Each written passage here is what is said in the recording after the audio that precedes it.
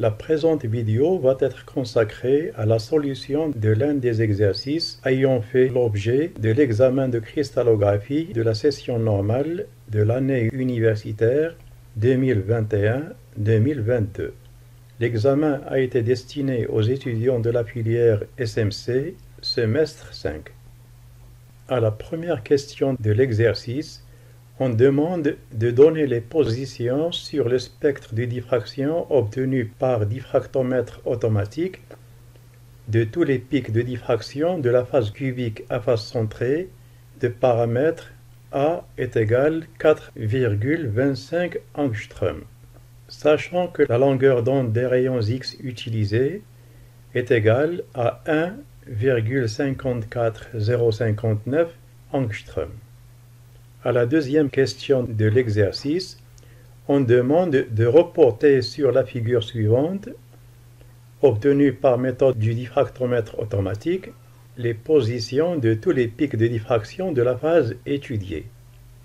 À la troisième question de l'exercice, on demande de reporter sur la figure suivante, figure qui représente le cliché utilisé dans la méthode de diffraction des poudres de Devacherer avec montage de Stromanis et chambre de rayon 57,325 mm. Donc représenter sur cette figure les positions de tous les arcs de diffraction de la phase étudiée. Pour répondre à la première question, on va exécuter les étapes suivantes. La première étape consiste à dresser la liste théorique des pics de diffraction d'une phase cubique à phase centrée.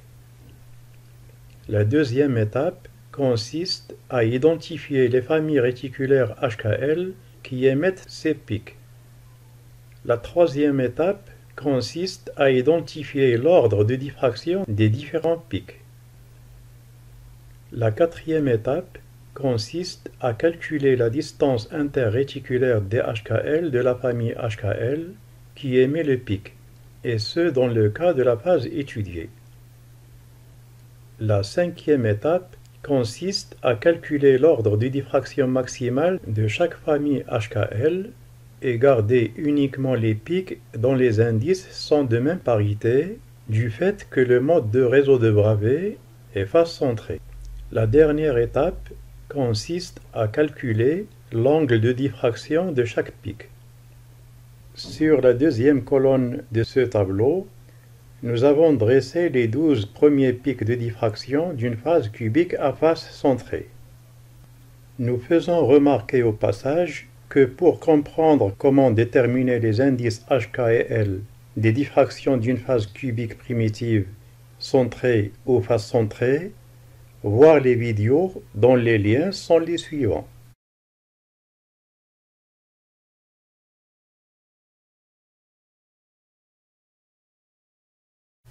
D'un autre côté, nous faisons remarquer que le pic de diffraction du nème ordre d'une famille réticulaire HKL se note NH, NK, NL entre parenthèses ou tout simplement NH, NK, NL, comme nous l'avons reporté sur ce tableau. Conformément à la dernière remarque, nous allons dresser sur la troisième colonne la famille HKL qui émet le pic figurant sur la deuxième colonne. Ainsi, par exemple, le pic 111 provient de la famille 111. Le pic 200, quant à lui, provient de la famille 100. Comme les pics de la deuxième colonne sont notés NH, NK, NL, et tenant compte des familles reportées sur la troisième colonne, c'est que les ordres de diffraction des familles réticulaires qui ont donné les pics de la deuxième colonne, donc ces ordres sont reportés sur la quatrième colonne de ce tableau. Ainsi, par exemple, le pic 111 correspond à la diffraction de la famille 111 au premier ordre. Le pic 200 correspond quant à lui à la diffraction de la famille 100 au deuxième ordre. Quant au pic 220, il correspond à la diffraction au deuxième ordre de la famille diagonale 1, 1, 0. À la cinquième colonne maintenant, on va reporter les différentes valeurs des distances interréticulaires des HKL, des familles réticulaires reportées sur la troisième colonne, et ce dans le cas où le paramètre A est égal à 4,25 angstroms comme indiqué dans les données de l'exercice. À la sixième colonne maintenant, on va reporter les valeurs que nous avons calculées et qui correspondent au terme de DHKL sur lambda. Les valeurs de 2DHKL sur lambda vont nous permettre de déterminer l'ordre maximal de chacune des familles reportées sur la troisième colonne, puisque Nmax est inférieur ou égal à 2DHKL sur lambda, avec Nmax entier. Nous signalons que l'inéquation Nmax inférieur ou égal à 2DHKL sur lambda découle de la relation de diffraction de Bragg, et ce de la façon suivante. 2DHKL sinus θ nh nk nl est égal à n lambda. DHKL étant la distance interréticulaire de la famille HKL, θ nh nk nl est l'angle de diffraction au nème ordre de la famille HKL, n étant l'ordre de la diffraction de la famille HKL, et lambda la longueur d'onde des rayons X utilisés. La relation de Bragg nous permet donc d'écrire que sinus θ nh nk nl est égal à L lambda sur 2DHKL. Et comme sinus θ HKL est inférieur ou égal à 1, puisque les angles de diffraction sont compris entre 0 et 90 degrés, c'est que Nmax fois lambda sur 2DHKL est inférieur ou égal à 1. Ce qui conduit alors à Nmax inférieur ou égal à 2DHKL sur lambda. Comme alors l'ordre maximal Nmax est inférieur ou égal à 2DHKL sur lambda avec Nmax entier, c'est que les différents ordres maximaux des différentes familles reportées sur la troisième colonne sont les suivants. D'après les valeurs de Nmax, on peut faire les conclusions suivantes. L'ordre maximal de la famille 111 est égal à 3. Par conséquent, les pics qu'on va trouver dans le spectre de diffraction correspondant à la phase étudiée sont les pics 111, 222 et 333. Nous faisons remarquer que dans les trois pics, les indices sont de même parité, à savoir qu'ils sont tous impairs, et ce, en accord avec le mode de réseau de Bravais face centrée. Pour ce qui concerne maintenant la famille 100, son ordre maximal est 5. Par voie de conséquence, cette famille est susceptible de donner les 5 pics de diffraction 100 à 500. Mais comme le mode de réseau de Bravais est face centrée, seuls les pics 200 et 400 existent sur le spectre de diffraction de la famille étudiée, puisque ce sont ces pics qui vérifient la condition du réseau de Bravais face centrée, à savoir que ce sont les seuls pics dont les indices sont de même parité, alors que dans les pics 100, 300 et 500, les indices sont de parité différente. En conclusion donc, pour la famille 100, on va trouver le pic de diffraction 200 et 400, et respectivement pic de diffraction de la famille 100 au deuxième et au quatrième ordre. Pour ce qui concerne maintenant la famille 110, son ordre maximal de diffraction est égal à 3. Ce qui doit donner les pics de diffraction 110, 220 et 330. Mais comme le mode de réseau de Bravais est face centrée, seul le pic 2, 0, 0 va exister sur le spectre de diffraction de la phase étudiée, puisque c'est ce pic qui vérifie la condition du réseau face centrée. À savoir que dans ce pic, les indices sont pairs, alors que dans les pics 1, 1, 0 et 3, 3, 0, les indices sont de parité différente. À savoir, deux indices sont impairs et le troisième est pair. En conclusion donc, comme le seul pic de la famille 1, 0, 0 qu'on va trouver dans le spectre de diffraction est le pic 2, 2, 0, c'est que le 11e pic que nous avons représenté sur la deuxième colonne et qui doit correspondre à la diffraction de la famille 1, 1, 0 au quatrième ordre, donc ce pic ne va pas exister sur le spectre de diffraction de la phase étudiée. Et ainsi, tous les pics qui vont suivre le pic 4, 4, 0 ne vont pas pouvoir figurer sur le spectre de diffraction de la phase étudiée. Et c'est ainsi par exemple pour le pic 5, 3, 1 qui doit provenir normalement de la diffraction de la famille 5, 3, 1 au premier ordre. Donc ce pic ne va pas exister puisque l'ordre maximal de la famille 5, 3, 1 est égal à 0. Par voie de conséquence, il n'y a pas de diffraction pour cette famille. En principe, ce résultat est prévisible par le fait que la distance interréticulaire de la famille 5, 3, 1 est inférieure à la moitié de la longueur d'onde des rayons X utilisés dans la diffraction. La valeur de lambda sur 2 est égale à 0,77 angstrom et c'est une valeur donc qui est supérieure à 0,718 angstrom. Nous rappelons au passage qu'une famille réticulaire ne peut diffracter au moins à l'ordre 1 que si sa distance interréticulaire est supérieure ou égale à lambda sur 2. Et pour qu'il puisse diffracter à l'ordre n, il faut que sa distance interréticulaire soit supérieure à n lambda sur 2. Pour ce qui concerne maintenant l'ordre maximal de la famille 2, 1, 0, cet ordre est égal à 2, ce qui doit donner les pics de diffraction 2, 1, 0 et 4, 2, 0. Mais comme le mode de réseau de Bravais est face centrée, seul le pic 4, 2, 0 existe effectivement sur le spectre de diffraction de la phase étudiée, puisque c'est ce pic qui vérifie la condition du réseau face centrée.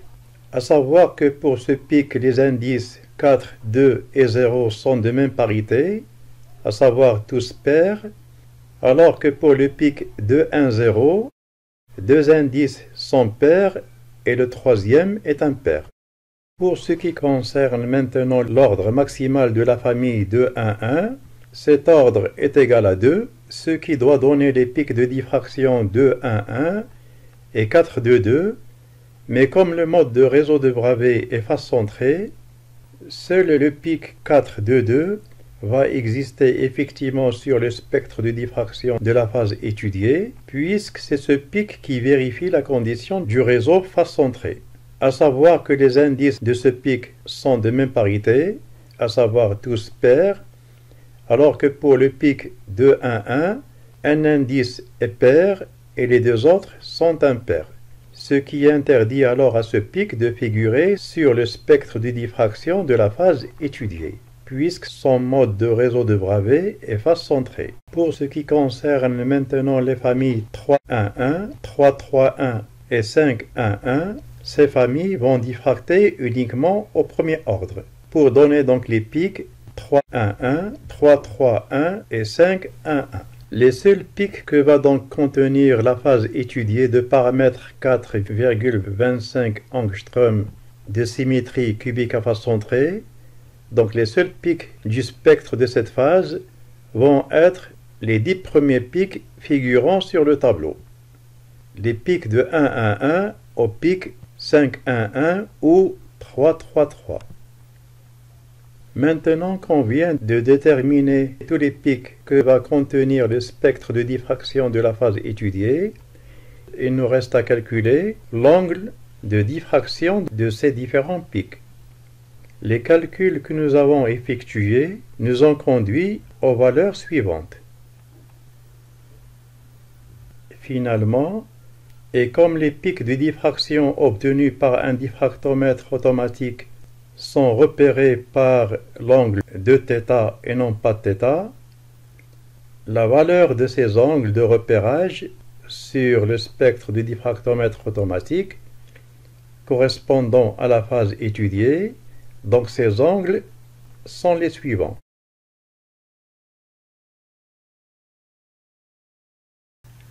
Les 10 pics que nous avons trouvés et leur position dans le spectre de diffraction obtenus par diffractomètre automatique pour la phase que nous sommes en train d'étudier peuvent être retrouvés facilement de la façon suivante.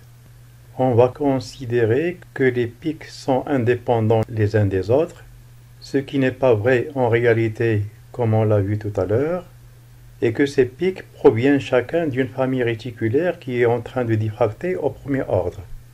À savoir que dans l'équation de Bragg, on va considérer dans les calculs que n est égal à 1. Cette façon de faire peut être justifiée de la façon suivante. La diffraction de la famille HKL à l'ordre n peut s'expliquer par la relation de Bragg suivante. 2DHKL sinus θ nh nk nl est égal à n lambda. DHKL étant la distance interréticulaire de la famille HKL et θ nh nk nl est l'angle de diffraction de la famille HKL à l'ordre n, et lambda est la longueur d'onde des rayons X utilisés dans la diffraction. Et comme il s'agit d'une famille HKL conventionnelle, les indices HK et L sont premiers entre eux. L'équation 1 peut s'écrire sous forme 2DHKL sur n sinus θ nh nk nl est égal à lambda. Équation qu'on peut écrire également sous forme 2D nh nk nl sinus θ nh nk nl est égal à lambda. Vu sa forme, cette équation traduit la diffraction de la famille nh nk nl à l'ordre 1 avec dnh nk nl est égal à dhkl sur n. Et comme pour la vraie famille HKL, sa distance dhkl est égale à a sur racine de h au carré plus k au carré plus l au carré, c'est que dnh nk nl va être égal à a sur racine de n au carré h au carré plus n au carré k au carré plus n au carré L au carré. Si on remplace maintenant nh, nk et nl par h', k' et l', on aura dh', k', l' est égal à a sur racine de h' au carré plus k' au carré plus l' au carré. Si on fait donc les calculs de la façon qu'on vient d'expliquer, on va trouver les résultats répertoriés sur le tableau suivant. Les pics et leur position dans le spectre de diffraction de la phase étudiée obtenue par diffractomètre automatique sont exactement celles que nous avons trouvées tout à l'heure.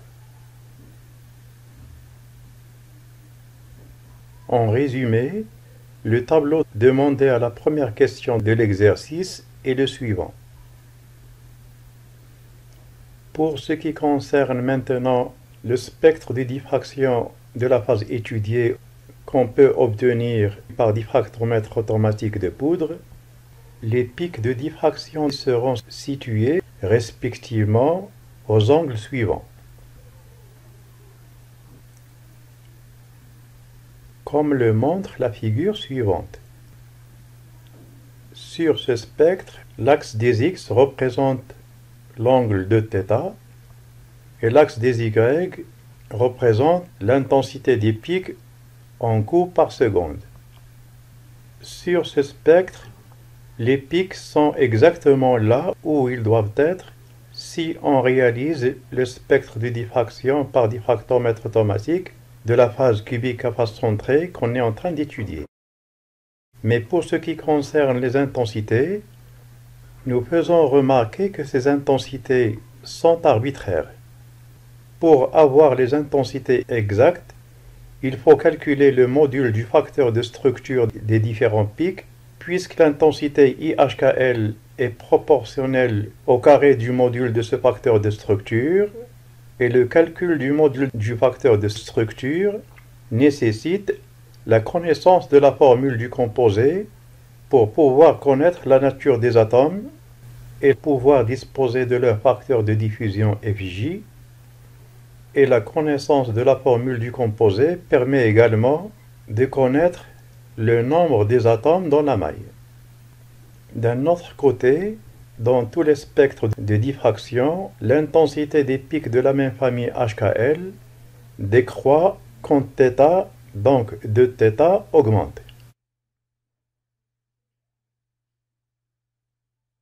Et ce, du fait que le facteur de diffusion FJ varie entre 0 et 90 degrés, comme le montre la figure suivante.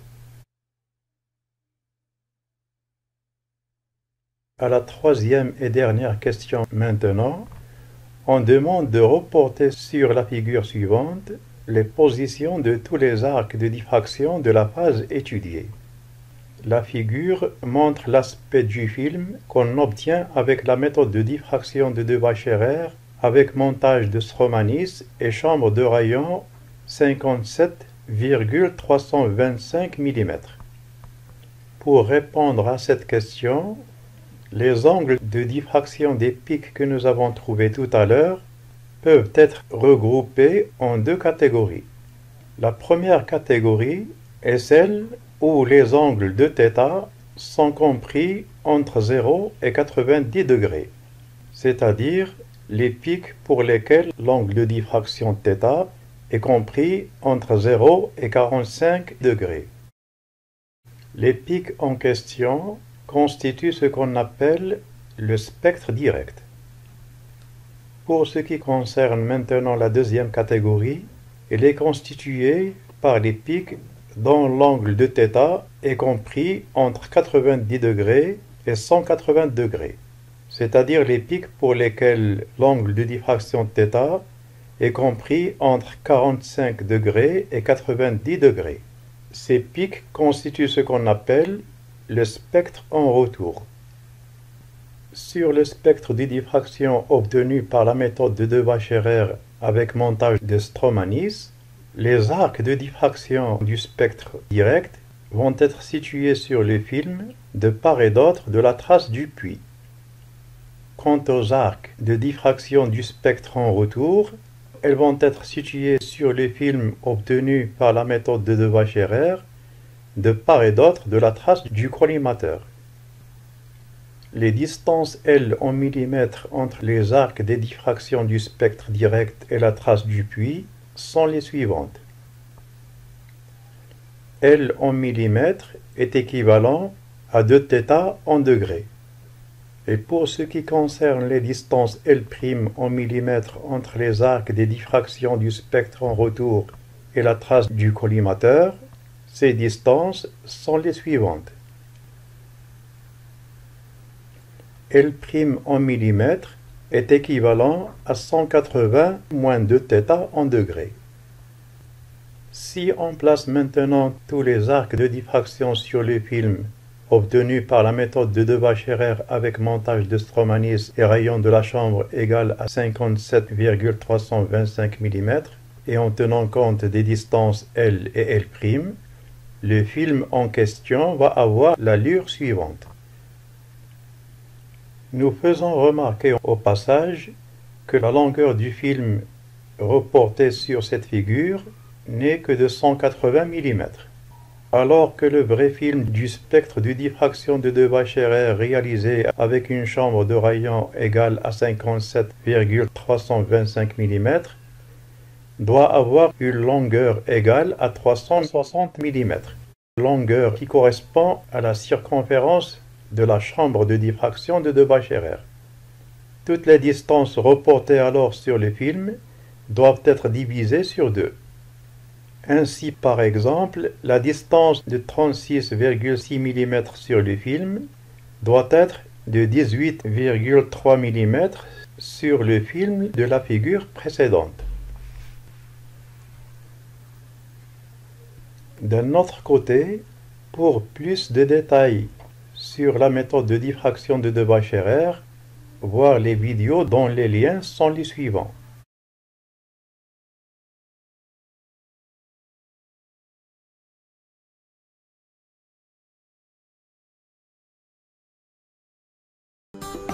J'espère que la présente vidéo vous a bien servi et à la prochaine.